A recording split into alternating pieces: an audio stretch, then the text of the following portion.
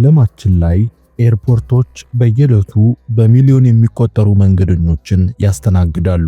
ታዲያ ከነዚህ መንገደኞችም ኤርፖርት ውስጥ የሚገኙ የጥበቃ ሰራተኞች በሚያካሂዱት የደህንነት ፍተሻ አንዳንድ ጊዜ የሚያስገርም፣ የሚያስደንቅና አጀብ የሚያሰኙ ነገሮች ከመንገደኞች ተይዘው በቁጥጥር ስር ሲውሉ ኋላም አርፎ ተርፎ ለመነገርም ሲበቁ እንሰማለን። በዛሬው ዕለትም የማስቃኛችሁ በዓለማችን ላይ ከተለያዩ ኤርፖርቶች ውስጥ ከመንገደኞች ላይ በፍተሻ የተገኙ አስገራሚ ነገሮችን ነው። አብረን እንከታተል። የመጀመሪያው ጉደኛ ሰው እባቦችን የያዘው መንገደኛ ነው። ከ10 ዓመታት በፊት የተከሰተው ይህ ክስተት በርካቶችን ያስገረመ ነበር። በአርሲፊው ጃክሰን አትላንታ ዓለም አቀፍ አየር መንገድ ውስጥ 30 የሞቱ እባቦችንና ወፎችን በአንድ መንገደኛ ሻንጣ ውስጥ ለማሳለፍ ሲሞክር በደህንነት ሰራተኛ ተይዟል። ጉዞውን ከአትላንታ ወደ ደቡብ ኮሪያ ያደረገው መንገደኛ በድብቅ በያዘው ሻንጣ ውስጥ ያስገባቸው እባቦችና ወፎች በጠርሙስ ውስጥ ለመያዝ የሞከረ ቢሆንም ነገር ግን ጉዳዩ ከአሜሪካ የዱርና የውሃ ላይ እንስሳ ጥበቃ ሰራተኞች አይን ሊሸሸግ አልቻለም። ምናልባት በሰዎች ላይ ጉዳት ሊያደርስ የሚችል መርዝም ከእባቦቹ ጋር ሊኖር እንደሚችል የተነገረ ሲሆን የዚህን ሻንጣ በከፍተኛ ጥንቃቄ ከአየር መንገዱ እንዲወገድ ተደርጓል። በመሆኑም የሞቱት እንስሳቶችም በህገወጥ መንገድ ከሀገር ውስጥ ለማዘዋወር የሞከረው ግለሰብ $800 ቅጣትና እስርም እንደተጣለበት ተገልጾ ነበር። ሁለተኛው በአየር መንገድ የተገኘው ጭንቅላት ነው። እጅግ አስደንጋጭና ዘግናኝ በሆነ መልኩ በ2010 ዓ.ም አርካዛዝ አየር መንገድ በርካታ ቁጥር ያላቸው በፕላስቲክ የታሸጉ የሰዎች ጭንቅላቶች በአንድ መንገደኛ ሻንጣ ውስጥ የተገኙ ሲሆን ለሕክምና ጥናትና ምርምር ታስበው የመጡ ቢሆንም ቀድሞ የተሰጠ ምንም አይነት ማረጋገጫ ወይም የተያዘ ልዩ ፈቃድ በወቅቱ ባለመኖሩ ያለ አግባብ እንዲዘዋወር የተደረጉት እነዚህ የሰው ጭንቅላቶች የአየር መንገዱን ሰራተኞች እጅጉን ያስደነገጡ ነበሩ። በልዩ ፈቃድና ትዕዛዝ እንዲሁም ጥንቃቄ መጓዝ የሚጠበቅባቸው የሰውነት ክፍሎች ጭንቅላት ብቻ ሳይሆን ተጨማሪ የሰውነት ክፍሎችን የሚያካትቱ እንደነበር በአየር መንገዱ ሰራተኞች የተገለጸ ሲሆን ነገር ግን በጥበቃ ፍተሻ ወቅትም ይህንን ከሻንጣ ውስጥ ሲመለከቱ እጅጉን ደንግጠው እንደነበር አልሸሸጉም።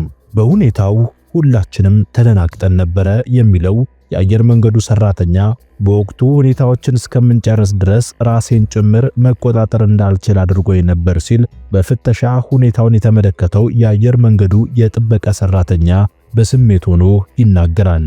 ሶስተኛው አስገራሚው ደግሞ በሻንጣ ውስጥ የተገኘው የ8 ዓመቱ ታዳጊ ልጅ ነው። ነገሩ ወዲህ ነው። በሰኔ 2015 ዓ.ም ፖሊስ ከአይቮሪ ኮስት ወደ ስፔን ይሄድ በነበረ አንድ ሻንጣ ውስጥ ባደረገው ፍተሻ የ8 ዓመት ሕፃን በሻንጣ ውስጥ ያገኘ ሲሆን ኢዱ ኡቶሃራ የተባለ ይህ ታዳጊ አንዲት የ19 ዓመት ሴት በያዘችው ሻንጣ ውስጥ ተዘግቶበት በአየር እጥረት አደገኛ ቦታ ላይ ወድቆ ነበር የተገኘው። የ8 ዓመቱ ታዳጊ ኤዱም እናትና አያቱ አባቱ በህጋዊ ወደሚኖሩበት ስፔን ካቀኑ 1 ዓመት እንዳለፋቸው ፖሊስ የደረሰበት ሲሆን እሱን በሻንጣ ውስጥ በመክተት ለምታሸጋግር ሴት ገንዘብ በመክፈል ከአገር ለማውጣት የሞከረው አባቱ ከደቂቃዎች በኋላ በአየር መንገዱ እንደተገኘም ጭምር ነው የተነገረው። ሁኔታው በአየር መንገዱ እንደተሰማ መደናገጥ የፈጠረ ሲሆን በተለይ ደግሞ እንዲህ አይነት ጥበቃ ፍተሻዎች በሚደረጉበት በአየር መንገዱ ውስጥ አንድን ሰው በሻንጣ ውስጥ አድርገው ለማውጣት መሞከር እጅጉን ጅልነት መሆኑን የሚገልጹት የአየር መንገዱ ጥበቃ ሰራተኞች ነገር ግን ልጁ ሲገኝ አየር አጥሮትና አዳጋች ሁኔታ ውስጥ መሆኑን በእጅጉ እንዳሳዘናቸውና በኋላም ሕክምና እንዲያገኝ ፈጻሚዎቹ ላይም ሕጋዊ እርምጃ እንዲወሰድ ማድረጋቸውን ለመገናኛ ብዙሃን ከተናገሩት ተገንዝበናል። አራተኛ የመድፍ ጥይቶች ናቸው። ያለምንም ልዩ ፈቃድ የጦር መሳሪያዎችን ይዞ መንቀሳቀስ መገኘት በራሱ በአየር መንገዱ ውስጥ በጥብቅ የሚከለከልና በረራዎችን እስከ ማስተጓጎል የሚደርስ ከበድ ያለ ቅጣትንም የሚያስከትል ጥፋት ነው። ታዲያ በ2012 እንዲሆነላችሁ በአሜሪካ በ18ኛው ክፍለ ዘመን የተሰራው ግዙፉ የመድፍ ጥይት በአየር መንገዱ ውስጥ መገኘቱን ተከትሎ 3 በረራዎችና 300 መንገደኞች የበረራ ጊዜያቸው ተዛብቶ ከፍተኛ ምርመራ መደረጉ የሚነገር ሲሆን ምንም እንኳን እነዚህ የመድፍ ጥይቶች የሚወነጨፉና ግዙፍ በመሆናቸው ከፍተኛ ጉዳት የሚያደርሱ ጉዳት ባይኖርም አንዳንድ ኳሶች ወይም ጥይቶች በውስጣቸው አደገኛና ተቀጣጣይ ፈንጂ ኬሚካሎችን ይዘው እንዲተኮሱ የሚሰሩ በመሆናቸው አየር መንገዶቹ በከፍተኛ የደህንነት አመራሮች ሳይቀር በስፍራው ተገኝተው አስፈላጊውን ምርመራ እንዲያደርጉ የመጠየቅ ኃላፊነት ይወድቅባቸዋል።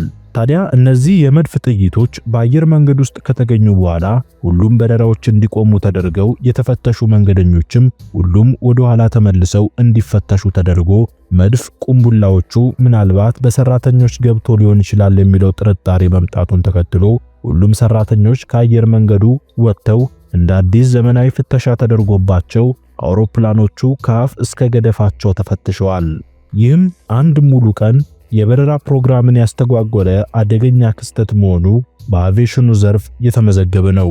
አምስተኛ በሽጉጥ ቅርጽ የተሰራ የሶፍት መያዣ። በአየር መንገድ ውስጥ የፈጠረው ውዝግብ የሶፍት መያዣዎች በተለየ መልክና ቅርጽ ተዘጋጅተው ተጠቃሚዎችን ለመማረክ ገበያ ላይ የሚቀርቡ ቢሆንም መሰል ፈጠራዎች ግን በእርግጥ ጥንቃቄ የሚፈልጉ መሆናቸው ይነገራል።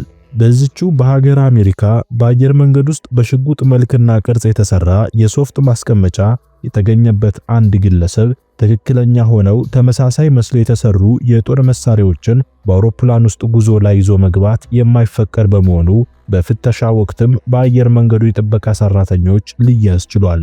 በመሆኑ ግለሰቡ የያዘው ንብረት ለአየር መንገዱ ደህንነት ሰራተኞች እንዲያስረክብ አሊያም እንዲጋዝ ሌላ የሚያውቀው ሰው ውጪ ለሚጠብቀው እንዲሰጥ አማራጭ ይሰጡታል።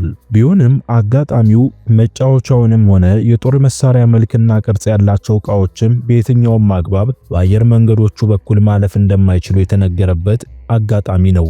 ይህ የሶፍት መያዣ ነው፣ ይዤ መሄድ እችላለሁ፣ ይሄው አረጋግጡ ቢልም እነሱም ሽጉጥ አለመሆኑን ቢያምኑም እንኳን የደህንነት ሥራ ነውና በደህንነት ሥራ ደግሞ አንዳንድ ጊዜ አይሆንም፣ ተቀባይነት የለውም፣ አይሆንንም ትተሽ ይሆናልን አስቢ የሚለው በደህንነት ሰራተኞች በኩል በትክክል የሚሰራ አባባል ነውና ምንም እንኳን የሶፍት ማስቀመጫ ቢሆንም ይዘ ወደ አውሮፕላኑ መግባት አትችልም፣ ካሁኑ ወይ የኤርፖርቱ ቆሻሻ ገንዳ ውስጥ ጣለው አሊያም ለምታውቀው ሰው ስጠው ሲሉ ተሟክተውታል።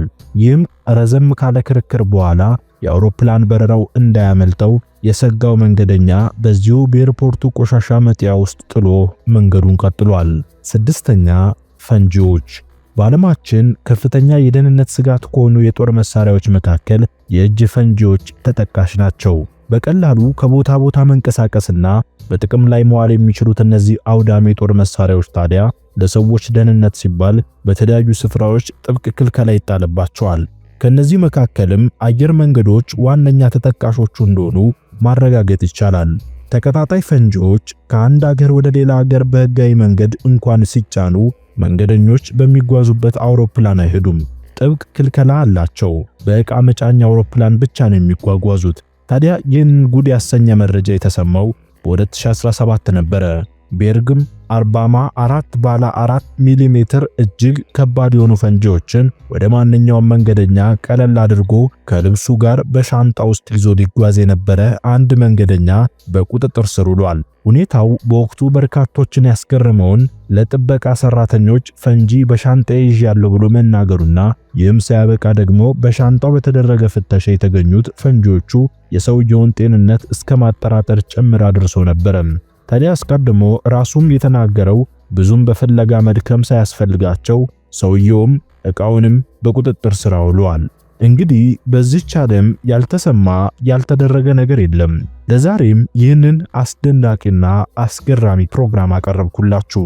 እስቲ እድል ልስጣችሁ፣ በቀጣይ እዚህ ላይ ፕሮግራም ስራልን እንደው ይህንን ጉዳይ ማብራሪያ ብትሰጥ የምትሉትን ሐሳብ ኮመንት ላይ አስፍሩልኝ።